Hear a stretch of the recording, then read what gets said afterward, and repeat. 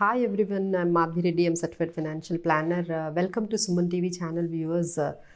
So ఈరోజు మన topic అంతా బడ్జెట్ గురించి అండి. ఇంకా ఫిబ్రవరి 1 అంటే జస్ట్ 1 వీక్ ఉంది. సో ఈ బడ్జెట్లో ఎక్స్పెక్టేషన్స్ ఎలా ఉన్నాయి? సో మనకు ఆ రోజు మార్నింగ్ 11 o'clock అని చెప్పి ఆల్రెడీ మనకి ఇన్ఫర్మేషన్ వాళ్ళు పాస్ చేశారు. So expectations are very high అండి. ఎందుకంటే లైక్ గవర్నమెంట్ కూడా అది ఛాలెంజింగ్గా ఉంది. లాస్ట్ 2-3 years నుంచి కూడా గవర్నమెంట్కి చాలా ఛాలెంజింగ్గా ఉందండి. First wave, second wave, third wave, ఇలా మనకి ఈ ప్రతిసారి ఈ కోవిడ్ వచ్చిన తర్వాత చాలా ఎకనామికల్గా కొన్ని చేంజెస్ ఉన్నాయి. తర్వాత people also like having and facing so many challenges. So ఇంకా వాళ్ళ ఎక్స్పెక్టేషన్స్ ఇంకా హై ఉంటున్నాయి గవర్నమెంట్ దగ్గర నుంచి. అంటే గవర్నమెంట్కి కూడా కొంచెం ఈ గ్రోత్, ఇన్ఫ్లేషన్ ఇవన్నీ కూడా వాళ్ళు కూడా బ్యాలెన్స్ చేసేటప్పుడు వాళ్ళకి ఛాలెంజింగ్గా అనిపిస్తుంది.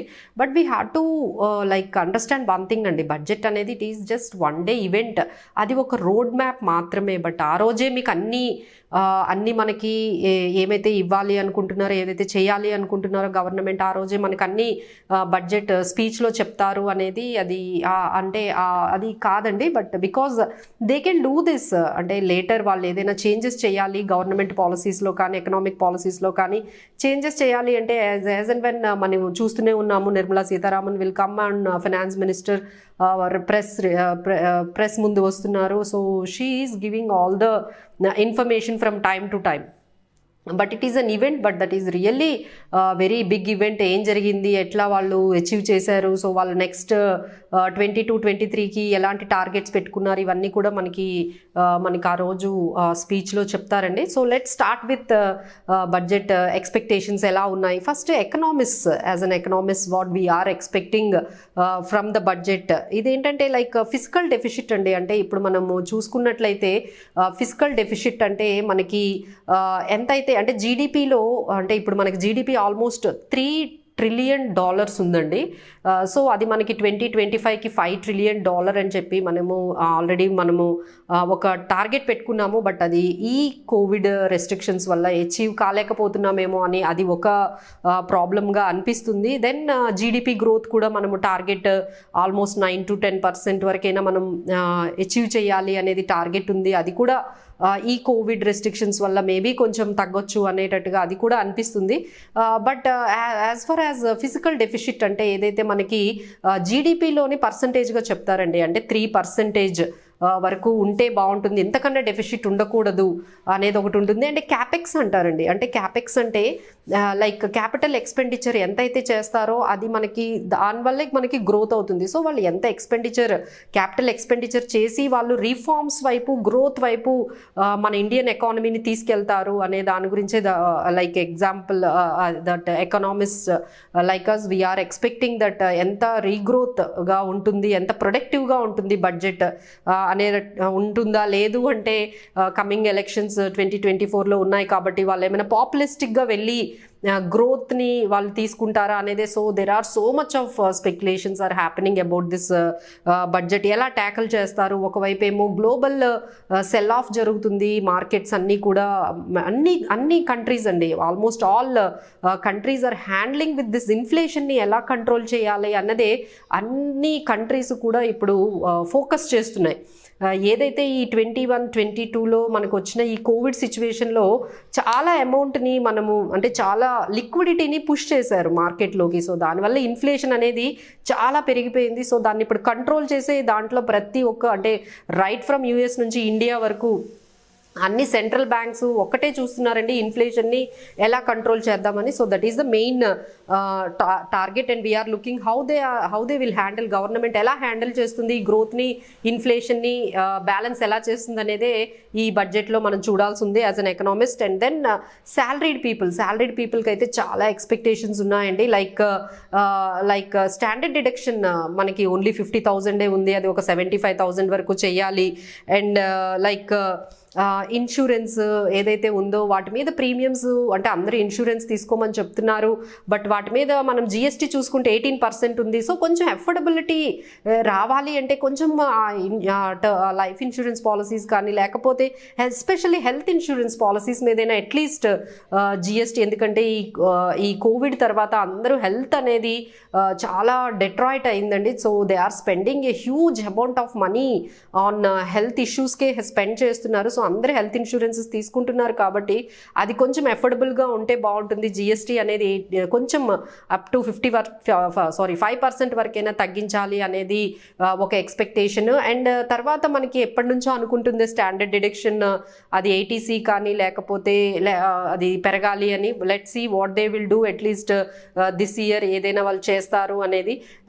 అండ్ అఫోర్డబిలిటీ హౌసింగ్ అండి, ఇప్పుడు గవర్నమెంట్ కూడా నాకు తెలిసి ఈ పర్టికులర్ ఈ బడ్జెట్లో ఎస్పెషలీ ఇన్ఫ్రాస్ట్రక్చర్ డెవలప్మెంట్ అఫోర్డబిలిటీ హౌసింగ్కే ఎక్కువ వాళ్ళు క్యాపెక్స్ అనేది వాళ్ళు స్పెండ్ చేస్తారు కాబట్టి సో దాన్ని డెవలప్ చేయడానికి ఇన్ఫ్రా సెక్టార్ని డెవలప్ చేయడానికి definitely they might give certain sops like on అంటే ఇంట్రెస్ట్, అంటే మనం ఎవరైతే హోమ్ లోన్స్ తీసుకుంటున్నామో వాళ్ళ డిడక్షన్ ఓన్లీ 2 lakhs ఉంది అంటే మనకి సెక్షన్ 24B ప్రకారం. సో అదేమైనా కొంచెం పెంచితే బాగుంటుంది, దానివల్ల ఇంకొంచెం ఎంకరేజింగ్గా డెవలపర్స్కి ఎంకరేజింగ్గా ఉంటుంది.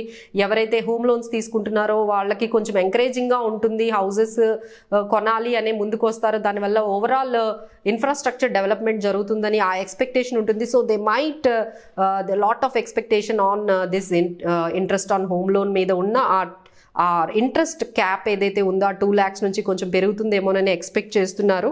అండ్ నెక్స్ట్ వన్ ఎప్పటి నుంచోనండి ఈ క్రిప్టో కరెన్సీ బిల్ కూడా లాస్ట్ టైం వింటర్ సెషన్లో తీసుకొస్తారనుకున్నారు కానీ తీసుకురాలేదు. బట్ ఆల్ దీస్ ఎవరైతే ఈ క్రిప్టో కరెన్సీ డెవలపర్స్ ఉన్నారో లేకపోతే ఆపరేటర్స్ ఉన్నారో వాళ్ళందరూ కూడా ఒక రెగ్యులేషన్ మీద కొంచెం క్లారిటీ ఏమైనా ఇస్తారేమో.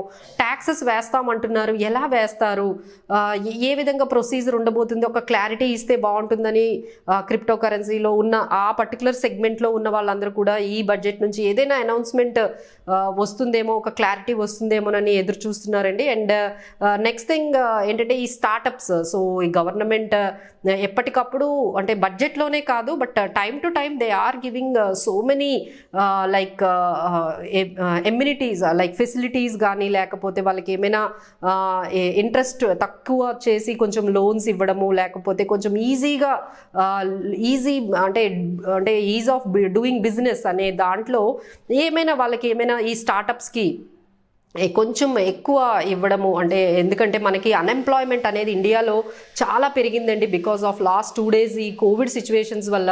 సో ఈ now government want to focus on making more employment growth పెరగాలంటే ఈ స్టార్టప్స్కి డెఫినెట్గా కొంచెం రాయితీలు ఇవ్వడం కానీ లేకపోతే కొంచెం తక్కువ ఇంట్రెస్ట్ రేట్స్ లోన్స్ ఎంఎస్ఎంఈస్కి కానీ ఈ కంపెనీస్కి కానీ ఇస్తే కొంచెం బాగుంటుంది అనేది ఎక్స్పెక్టేషన్ ఉంది. Right from small scale industries, medium scale industries and these startups are very much waiting. వాళ్ళకి సంబంధించి ఏదైనా ఇన్ఫర్మేషన్ అంటే కొంచెం పాజిటివ్ నోట్లో వస్తుందని. So these are all expectations from different sections of the society. అండ్ ఈలోపు అంటే ఈ ప్రీ బడ్జెట్లో మనం ఎలాంటి సెక్టార్స్ చూస్ చేసుకుంటే బాగుంటుంది, ఎలాంటి స్టాక్స్ చూస్ చేసుకుంటే బాగుంటుంది, సో దాని మీదే అందరూ ఫోకస్ చేస్తున్నారండి. ఈ ప్రీ బడ్జెట్ ర్యాలీ అసలు ఉంటుందా, ఎందుకంటే మార్కెట్స్ ఆల్రెడీ ఒక 1-2 weeks నుంచి మనం చూస్తున్నాము చాలా క్రాష్ అవుతున్నాయి. సో పోస్ట్ బడ్జెట్ ఏమైనా కొంచెం పాజిటివ్గా ఈ బడ్జెట్లో వచ్చే ఏమైనా పాజిటివ్ న్యూస్ ఏమైనా కొంచెం మార్కెట్కి కొంచెం పాజిటివ్నెస్ ఇస్తుందా అని అందరూ ఎదురు చూస్తున్నారు. సో ఇన్ దట్ కేస్ మనం ఎలాంటి స్టాక్స్ బై చేసుకోవాలి, ఎలాంటి సెక్టార్స్ బై చేసుకోవాలని అందరూ కూడా ఎదురు చూస్తున్నారండి. సో యాజ్ యూజువల్ టెక్నాలజీ షేర్స్లోనే మీరు ఉంటే బాగుంటుందండి. Either from tech Mahindra, TCS, Infosys, HCL technologies, ఇలా టెక్నాలజీకి సంబంధించిన stocks. And banking anyhow they will see lot of space in the banking like SBI, ICICI, Axis bank, and especially మనం ఇప్పుడే మాట్లాడుకున్నాము లైక్ రీటైల్ అంటే రియల్ ఎస్టేట్కి సంబంధించి మనకి కొంచెం మూవ్మెంట్ అయితే మనకి కనిపించవచ్చు. Like Godrej properties, Oberoi reality, like prestige, ఇలాంటి కొన్ని రియాలిటీకి సంబంధించిన సెక్టార్లో కొన్ని కంపెనీస్ నేను చెప్పానండి. So you can choose reality సెక్టార్లో. ఇంకా ఏమైనా మనకి మంచి ఫండమెంటలీ స్ట్రాంగ్ ఉన్న స్టాక్స్ ఏదైనా మీరు డెఫినెట్గా ఈ ప్రీ బడ్జెట్ కానీ మీరు తీసుకోవాలి, లేకపోతే పోస్ట్ బడ్జెట్ ర్యాలీలో మీరు పార్టిసిపేట్ చేయాలంటే రియాలిటీ దాంట్లో మీరు వెళ్ళొచ్చు.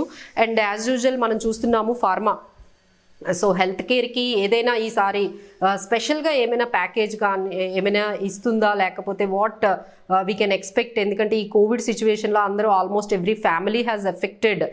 So how it is going to be, so దాన్ని డెఫినెట్గా మనకి ఫార్మా సెక్టార్లో కొంచెం మనకి కనిపిస్తున్నాయండి కొంచెం పాజిటివ్గా. Like Ipca labs, max health care and glen pharma, Cipla, sun pharma. So ఇలాంటివి మీరు కొంచెం ఇలాంటి స్టాక్స్ని మీరు ఫండమెంటలీ స్ట్రాంగ్ ఉన్న స్టాక్స్ని సెక్టార్స్ని మీరు చూస్ చేసుకోవాలి అనుకుంటే యాజ్ ఏ ప్రీ బడ్జెట్ ర్యాలీలో మీరు లేదు నేను కొన్ని బడ్జెట్కి ముందే మీరు సెలెక్ట్ చేసుకోవాలి, పోస్ట్ బడ్జెట్ ర్యాలీ ఏమైనా వచ్చినట్లయితే డెఫినెట్గా ఏదైనా బడ్జెట్ నుంచి పాజిటివ్గా వచ్చి మార్కెట్ కొంచెం పాజిటివ్గా వెళ్తున్నప్పుడు నేను ఏదైనా స్టాక్స్ కొనుక్కోవాలనుకుంటే డెఫినెట్గా మీరు ఈ స్టాక్స్ని ఇంకొకసారి చెక్ చేసుకోండి.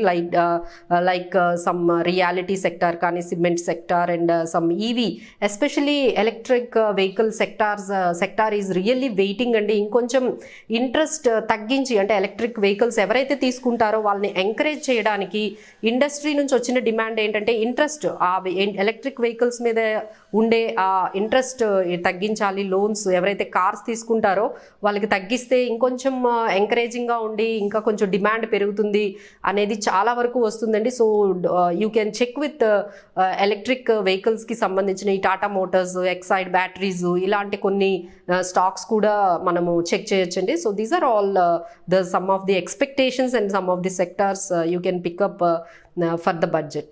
Thank you.